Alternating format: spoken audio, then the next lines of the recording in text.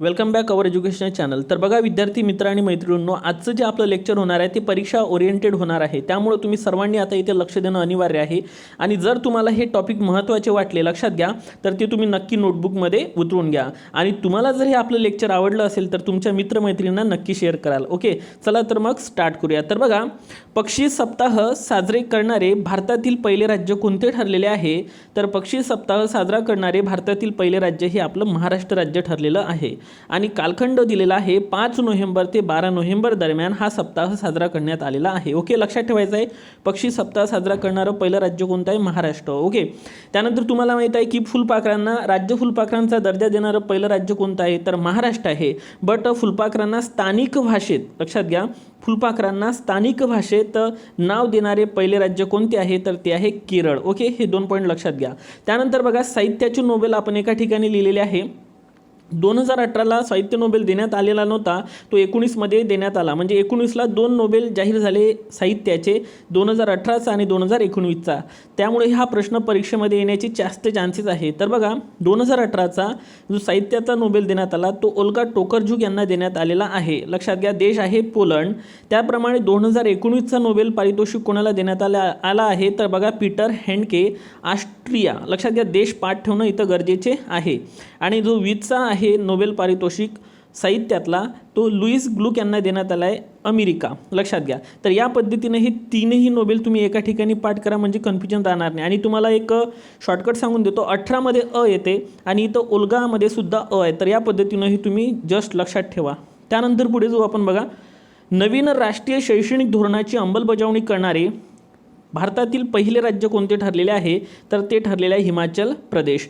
तुम्हाला माहीत आहे की डॉक्टर के कस्तुरी रंगन जे आहे यांच्या समितीच्या शिफारशीनुसार नवीन राष्ट्रीय शैक्षणिक धोरणाची अंमलबजावणी करण्यात आलेलं होतं. भारतातील पहिलं शैक्षणिक धोरण 1968चं होतं आणि त्यानंतर जे होतं ते होते 1986चं.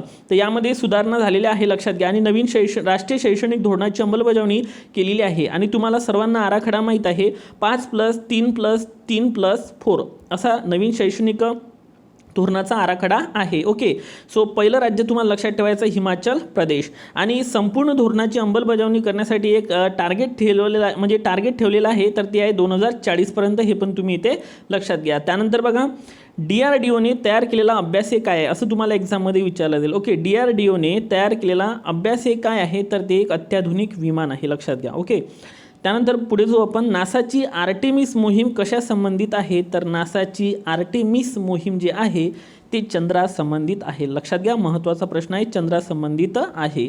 त्यानंतर अवकाशात फिरणाऱ्या हेरगिरी करणाऱ्या उपग्रहाला पाडण्याची क्षमता भारताने निर्माण केलेली आहे.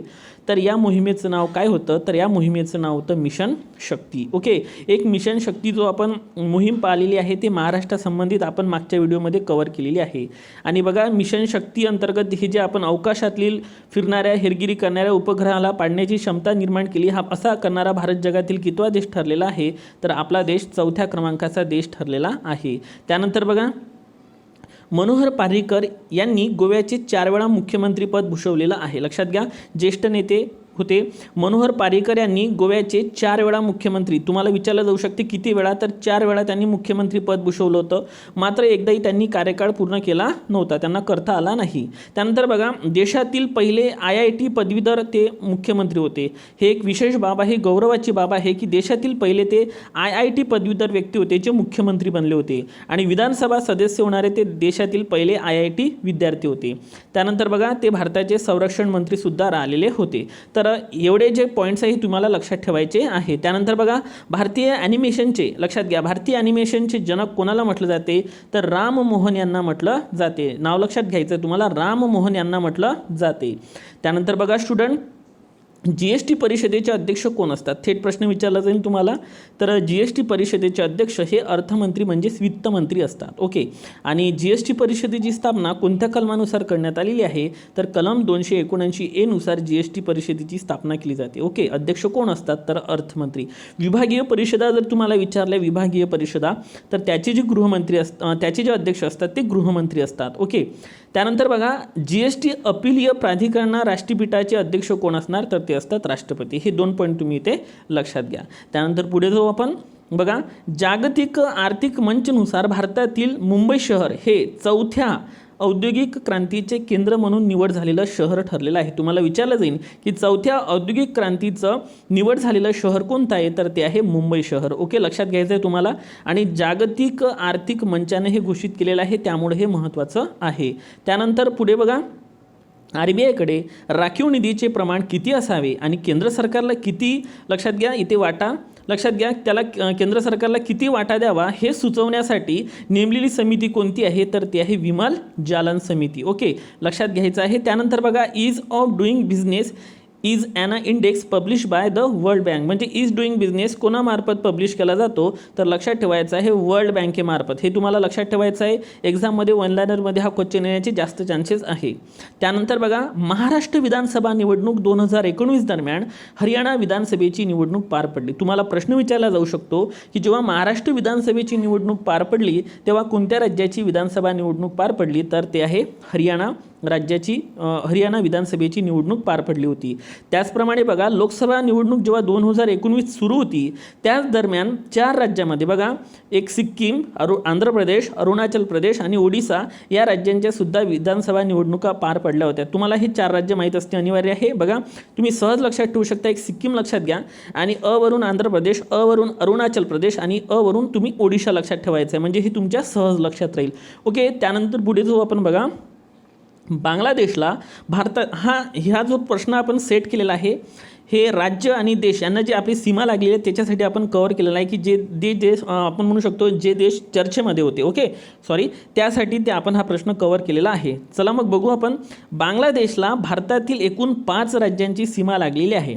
तर बघा, आसाम, पश्चिम बंगाल, मेघालय, मिझोराम, त्रिपुरा. तुम्हाला प्रश्न विचारला जाऊ शकते की बांगलादेशला खालीलपैकी कोणत्या राज्याची सीमा लागली आहे किंवा लागली नाही आहे. तर याचं एक शॉर्टकट आपण बघू. आप मे मित्री. ओके, आपण मैत्री म्हणत असतो, आपण म्हणू आप मे मित्री. ओके, सो लक्षात घ्या, आप मे मित्री. ओके, आपल्याला बांगलादेशसोबत लक्षात घ्या आप मे मित्री हा शब्द पाठ ठेवायचा आहे. आता बघा, आ म्हणजे कोण घेतला, आसाम, प म्हणजे पश्चिम बंगाल, मे म्हणजे मेघालय, मित्रीमधला मी जो आहे तो मिझोराम लक्षात घ्या आणि त्रिमधला आहे त्रिपुरा. सो आप मे मित्री हा एक शब्द तुम्ही लक्षात घ्या, म्हणजे तुमचे हे जे 5 राज्य आहे ते लक्षात राहतील.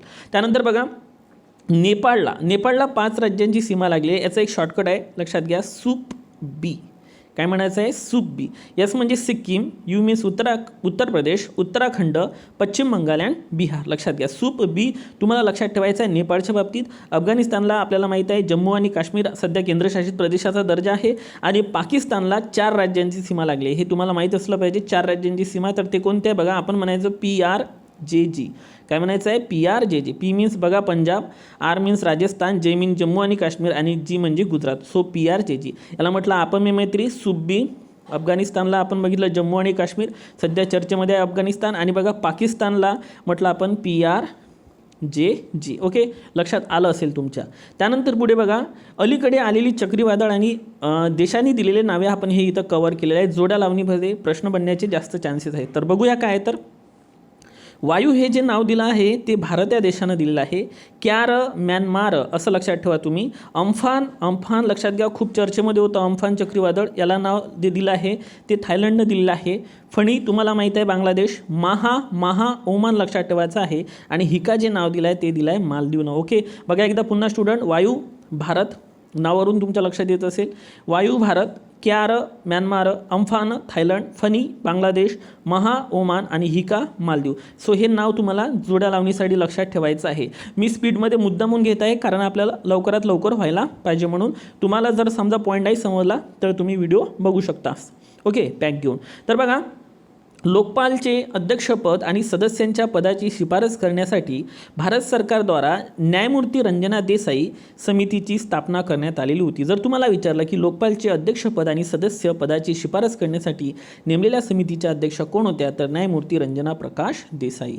त्यानंतर बघा, जे पहिले लोकपाल आहे आपले पिनाकी चंद्र घोष. Okay, PC Ghosh. पिनाकी चंद्र घोष हे राष्ट्रीय मानवाधिकार आयोगाचे काय होते, सदस्य होते. लक्षात घ्या. सदस्य म्हणत आहे, पेपरमध्ये अध्यक्ष टाकू शकतात. म्हणजे एवढं सिली मिस्टेक होतात त्या आपल्याला क्लिअर करायच्या असतात.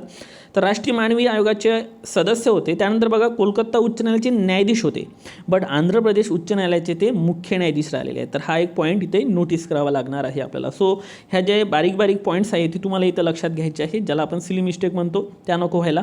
त्यानंतर बघा लोकपालचे जे बोधवाक्य आहे लक्षात घ्या, ते कोणते आहे हे आपल्याला विचारलं जाईल. तर बघा मा गृद कस्य स्विध्नम. ओके, सो हे जे आहे हे बोधवाक्य आहे. तुम्हाला विचारलं जाईल की हे बोधवाक्य कोणाचं आहे, आणि 4 ऑप्शन तुम्हाला खाली असतील. आपण आपल्या टेलिग्राम चॅनलवर हे टाकलेलं आहे. ओके, त्यानंतर बघा लोकायुक्त पद निर्माण करणारे भारतातील पहिले राज्य कोणते आहे, तर ते ऑब्वियसली महाराष्ट्र आहे. तर 1971 हे पद आपण स्वीकारलेलं होतं, आणि विशेष म्हणजे 50 वर्ष पूर्ण झालेले आहे, हे तुम्ही इथे लक्षात घ्या. त्यानंतर पुढे जो आपण, आणि तुम्हाला खरं जर व्हिडिओ चांगला वाटला असेल आपल्या, तर नक्की मित्रांपर्यंत शेअर करा. तर बघा घटना दुरुस्ती विधेयक 125. सो आपण मागं घटना दुरुस्तीवर सुद्धा व्हिडिओ बनवलेला आहे, तो नक्की बघा. आता बघा घटना दुरुस्ती विधेयक 125 कशा संबंधित आहे. 6व्या अनुसूचीतील स्वायत्त परिषदांच्या वित्तीय आणि कार्यकारी अधिकारांमध्ये वाढ करण्यास संबंधित आहे. म्हणजे वित्तीय अधिकारांमध्ये आणि कार्यकारी अधिकारांमध्ये वाढ करण्यास संबंधित आहे. आणि कितवी अनुसूची ही विशेषतः लक्षात घ्या, 6व्या. तर 6व्या अनुसूचीमध्ये 4 राज्यांचा समावेश आहे, हे आपल्याला माहीत असलं पाहिजे. आसाम, मेघालय, त्रिपुरा आणि मिझोराम. तर याचं शॉर्टकट तुम्ही लक्षात ठेवू शकता, आमे मित्री. लक्षात घ्या, आमे मित्री. सो आसाम, मेघालय, मिझोराम, त्रिपुरा. याच्यामध्ये बघा मणिपूर नाही आहे. तुम्हाला ऑप्शनमध्ये मणिपूर टाकून कन्फ्यूज करू शकतात. ठीक आहे, सो हे लक्षात घ्या. आणि रेड प्लस हिमालय कार्यक्रम कशा संबंधित आहे, कार्बन उत्सर्जन कमी करण्यास संबंधित आहे. हा पण पॉईंट तुम्ही इथे लक्षात घ्या. या ठिकाणी आपण लक्षात घ्या आंतरराष्ट्रीय वर्ष कव्हर केलेले आहे. याच्यामधून जर तुम्हाला प्रश्न आला तर तो नक्की तुमचा सॉल्व्ह होईल. बघा आंतरराष्ट्रीय भरडधान्य वर्ष युनोमार्फत 2023 साजरं केलं जाणार आहे. ठीक आहे, त्यानंतर बघा आंतरराष्ट्रीय आवर्त सारणी 2019, आंतरराष्ट्रीय मायदेशी भाषा 2019 2 वर्ष लक्षात ठेवायचे तुम्हाला. आंतरराष्ट्रीय आवर्त सारणी वर्ष 2019 आणि मायदेशी भाषा वर्ष 2019. तर 19 तुम्हाला हे जे वर्ष साजरे केले लक्षात ठेवायचे आहे. आणि 20चं तुम्हाला विचारलं, याचे चान्सेस जास्त येण्याचे. तर बघा आंतरराष्ट्रीय वनस्पती आरोग्य वर्ष 2020. सो 23, 19, 20 हे तुम्ही इथं लक्षात घ्या. ठीक आहे, स्क्रीनशॉट काढून घ्या. त्यानंतर बघा असोसिएशन ऑफ वर्ल्ड इलेक्शन बॉडीचे अधिवेशन 2019 भारतामध्ये भरलेले आहे. आणि भारतामध्ये कुठे, बँगलोर, कर्नाटकला. ओके, आणि इथेच इस्रोचं मुख्यालय आहे. आणि इस्रोची स्थापना 15 ऑगस्ट 1969 झालेली आहे. लक्षात घ्या, बँगलोर, कर्नाटक या ठिकाणी. इथे इलेक्शन शब्द लक्षात ठेवा फक्त, इलेक्शन बँगलोर. त्यानंतर बघा मानवी हक्क आयोगाचे अध्यक्ष आणि सदस्यांचा कालावधी कार्यकाळ 2019च्या सुधारणेनुसार आता तो 3 वर्ष किंवा वयाची 70 वर्ष यापैकी आधी जे संपेल तो करण्यात आलेला आहे. तर तुम्हाला इथं 3 वर्ष किंवा वयाची 70 वर्ष लक्षात ठेवायची आहे. ठीक आहे, नवीन बदल झालेला आहे. त्यानंतर बघा आंतरराष्ट्रीय लवाद केंद्र कुठे स्थापन केलं जात आहे, तर नवी दिल्ली. आणि या संबंधित कोणती समिती होती आंतरराष्ट्रीय लवादासंबंधित, तर BN श्रीकृष्ण समिती होती. ओके, लक्षात घ्या स्टुडंट, महत्त्वाचा प्रश्न आहे. त्यानंतर बघा राष्ट्रीय नमुना सर्वेक्षण कार्यालय. ओके, राष्ट्रीय नमुना सर्वेक्षण कार्यालय म्हणजेच NSSO लक्षात घ्या. आणि केंद्रीय सांख्यिकी कार्यालय म्हणजे CSO यांचं विलिनीकरण करून NSO राष्ट्रीय सांख्यिकी कार्यालय स्थापन करण्यासाठी कोणती समिती नेमण्यात आलेली आहे, तर ती समिती आहे सी रंगराजन समिती. ओके, लक्षात घ्या, गरिबी संबंधित, दारिद्र्यासंबंधित सुद्धा ही समिती होती. ठीक आहे, तर हा प्रश्न आपल्यासाठी महत्त्वाचा आहे. अर्थशास्त्रामध्ये ज्यांनी अर्थशास्त्राचा डिटेल्समध्ये अभ्यास केला त्यांना सांगण्याची गरज नाही आहे. ठीक आहे, त्यानंतर बघा कॉस्ट ऑफ लिव्हिंग सर्वे 2019 राहण्यासाठी सर्वात महागडं शहर कोणतं ठरलेलं आहे, ऑब्वियसली सिंगापूर. आणि सर्वात स्वस्त शहर जर म्हटलं तर ते कॅराकॉस, व्हेनेझुएला हे ठरलेलं आहे. लक्षात घ्या, महागडं सिंगापूर आणि इकडे कॅराकॉस, व्हेनेझुएला. त्यानंतर बघा ओडिशा राज्यातील वेंकटापूर आणि नोलियासही या 2 गावांना युनेस्कोद्वारे सुनामी रेडी प्रमाणपत्र देण्यात आलेलं आहे. लक्षात घ्या, सुनामी रेडी प्रमाणपत्र या 2 गावांना देण्यात आलेलं आहे. तर ते कोणत्या राज्यातील आहे, असा थेट प्रश्न तुम्हाला विचारला जाईल. तर राज्य आहे ओडिशा. लक्षात घ्या, ओडिशा. ठीक आहे, आणि भारत हा हिंदी महासागरातील कितवा देश ठरलेला आहे हे प्रमाणपत्र मिळवणारा पहिला. तर विचार करा, जर हिंदी महासागर क्षेत्रातील भारत जर पहिला देश ठरलेला असेल तर किती मोठी गोष्ट आहे. सो हा प्रश्न तुम्ही लक्षात घ्या. आता बघा IPLवर आपल्याला प्रश्न विचारले, त्यामुळे मी काही पॉईंट्स इथं कवर केलेले आहे. IPL 2020च्या लिलावात सर्वात महागडा खेळाडू कोण ठरलेला आहे, तर पॅट कॅमिन्स. आणि कोलकाता नाईट रायडर्स संघाकडून ते खेळणार आहे, पॅट कॅमिन्स. लक्षात घ्या. त्याचप्रमाणे प्रवीण तांबे या क्रिकेटपटूला कोलकाता नाईट रायडर्स संघाने खरेदी केले. ते या IPL सीझन 13 मधील सर्वाधिक वयाचे खेळाडू ठरले. वय वर्ष 48. तर त्यांचं नाव लक्षात ठेवायचं आणि संघ लक्षात ठेवा. आणि महागडा खेळाडूसुद्धा कोलकाता नाईट रायडर्स संघाकडूनच खेळणार. आणि भारतातील सर्वात महागडा खेळाडू कोण ठरलेले आहे, तर ते ठरलेले आहे पियुष चावला. ते चेन्नई सुपर किंग या संघाकडून खेळणार आहे. ओके. त्यानंतर बघा, सुलतान अझलन शाह हॉकी चषक 2019 प्रश्न येण्याची 100% चान्सेस आहे, लक्षात घ्या. येण्याचे 100% चान्सेस आहे. तर विजेता संघ कोण आहे, तर दक्षिण कोरिया ठरलेला आहे आणि उपविजेता आहे भारत. आणि विशेषतः म्हणजे जेव्हा भारत उपविजेता आहे तेव्हा हा प्रश्न येण्याचे चान्सेस जास्त बनतात. ठीक आहे, लक्षात घ्या. सो दक्षिण कोरिया. असंच अंडर-19 आपण वर्ल्ड कप स्पर्धा पाहिली आहे ना, मला वाटते 2020 आहे. तर याच्यामध्ये बांगलादेश विजेता आहे आणि बांगलादेश विजेता आहे आणि उपविजेता तो भारत आहे. तर हा पण प्रश्न येण्याचे जास्त चान्सेस आहे. तर इथे बघा, दक्षिण कोरिया आणि उपविजेता आहे भारत. आता बघा, दक्षिण कोरियानं हे तिसऱ्यांदा ही स्पर्धा जिंकलेली आहे. मात्र भारताने ही 5 वेळा जिंकलेली आहे. ओके. यावेळेला जर जिंकलो असतो आपण 6 वेळा झालं असतं, बट आपण 5 वेळा. आणि सर्वाधिक ऑस्ट्रेलिया आहे 10 वेळा. आणि विशेष म्हणजे ही स्पर्धा जी आहे हे फक्त पुरुषांसाठीच आहे, पुरुषांमध्येच खेळली जाते. ओके. तर ही स्पर्धा फक्त पुरुषांसाठीच आहे. हा एक पॉईंट नोट करा, कारण यावर MPSC जरा जास्त फोकस करते. आणि बघा, जागतिक बॅडमिंटन चॅम्पियन स्पर्धा जी आहे 2019ची ते PV सिंधू यांनी जिंकलेली आहे. तर लक्षात घ्या, आपल्याला माहीत असलं पाहिजे 2020चा PV सिंधू यांना कोणता पुरस्कार देण्यात आलेला आहे. 2020चा ज्या मेरी कॉम आहे, लक्षात घ्या, मेरी कॉम जे आहे यांना कोणता अवॉर्ड देण्यात आलेला आहे. आणि एक आहे राणी रामपाल यांना कोणता अवॉर्ड देण्यात आलेला आहे हे तुम्ही कमेंट बॉक्समध्ये सांगा. तसं मी या लेक्चरच्या शेवटी तुम्हाला सांगणारच आहे. ठीक आहे. त्यानंतर बघा, मॅन बुकर जो पुरस्कार आहे 2019. बघा, हा प्रश्न तुम्हाला इथे विशेषतः लक्षात ठेवायचा आहे स्टुडंट, कारण हा प्रश्न येण्याचे चान्सेस इथे जास्त आहे. आणि आपण तेच प्रश्न इथं कवर केलेले आहे जे तुम्हाला येणाऱ्या परीक्षेत जास्तीत जास्त दिसतील. ओके. तर बघा, मॅन बुकर पुरस्कार 2019 आणि एक मॅन बुकर इंटरनॅशनल पुरस्कार असतो. लक्षात घ्या, 2 पुरस्काराला तुम्ही इथे समजून घ्या. आता मार्गारेट ॲटवूड ज्या कॅनडाच्या आहे आणि बर्नार्डिन एव्हरेस्टो ब्रिटन. ओके. पहिल्यांदा देश लक्षात घ्या. मार्गारेट ॲटवूड यांना द टेस्टामेंट, तर बर्नार्डिन एव्हरेस्टो यांना गर्ल, वुमन अँड अदर या साहित्यासाठी हा पुरस्कार देण्यात आलेला आहे. सो लक्षात घ्या, इथे तुम्हाला जर कन्फ्युजन होत असेल तर लक्षात घ्या, इथे तुम्ही आता एक कॅल्क्युलेशन म्हणून इथं ट आहे, लक्षात घ्या. इथे टेस्टामेंटमध्ये ट आहे. तर अशा पद्धतीनं तुम्ही काही बारकावे लक्षात घ्यावं लागते आपल्याला. मार्गारेट ॲटवूड त्या द टेस्टामेंट आणि बर्नार्डिन एव्हरेस्टो म्हटलं, लक्षात घ्या, एव्हरेस्टोमध्ये र आहे तर इथं अदरमधला र. तर असं जर तुम्ही लक्षात ठेवलं तर काही ना काही लॉजिक आपल्याला लागते. नाहीतर आपण कन्फ्यूज होतो एक्झाममध्ये की टेस्टामेंट कोणाचं आहे, द गर्ल वुमन पुस्तक कोणाचं आहे, साहित्य कोणाचं आहे. ते इथे कन्फ्युजन नको आपल्याला. ओके. सो क्लिअरेशन ठेवत चला. मार्गारेट ॲटवूड यांना द टेस्टामेंट, लक्षात घ्या, आणि बर्नार्डिन एव्हरेस्टो म्हटलं तर गर्ल, वुमन, अदर. आता या पुरस्कारामध्ये हेतबाब आहे की दोघांना दिलेला आहे, मार्गारेट ॲटवूड कॅनडाच्या आणि बर्नार्डिन एव्हरेस्टो ब्रिटनच्या. बट याच्यात आणखी काही महत्त्वाच्या गोष्टी घडलेल्या आहेत. त्या म्हणजे कोणत्या बघा, मार्गारेट ॲटवूड या सर्वात वयोवृद्ध व्यक्ती ठरलेल्या आहे मॅन बुकर पुरस्कार मिळवणाऱ्या, आणि बर्नार्डिन एव्हरेस्टो या पहिल्या कृष्णवर्णीय ब्रिटिश महिला ठरलेल्या आहे. त्यामुळं हा जो प्रश्न आहे हा आपल्यासाठी अत्यंत महत्त्वाचा आहे. आणि ह्या पुरस्काराची स्थापना 1969मध्ये करण्यात आली होती. त्याचप्रमाणे मॅन बुकर इंटरनॅशनल पुरस्कार 2019 बघा, जोखा अलहाती ओमानचे आहे. हा प्रश्न लक्षात ठेवा, ओमान. सेलेस्टियल बॉडी या कादंबरीला हा पुरस्कार मिळाला. त्या पहिल्या महिला अरबी लेखिका ठरल्या. इथे पण एक रेकॉर्डच आहे, त्यामुळे हे तुम्हाला लक्षात ठेवायचं आहे. पुरस्काराची स्थापना जरी 2004ला झाली, मात्र सुरुवात 2005मध्ये झालेली होती. सो हे बारकावे आहे स्टुडंट, हे तुम्ही लक्षात घ्या.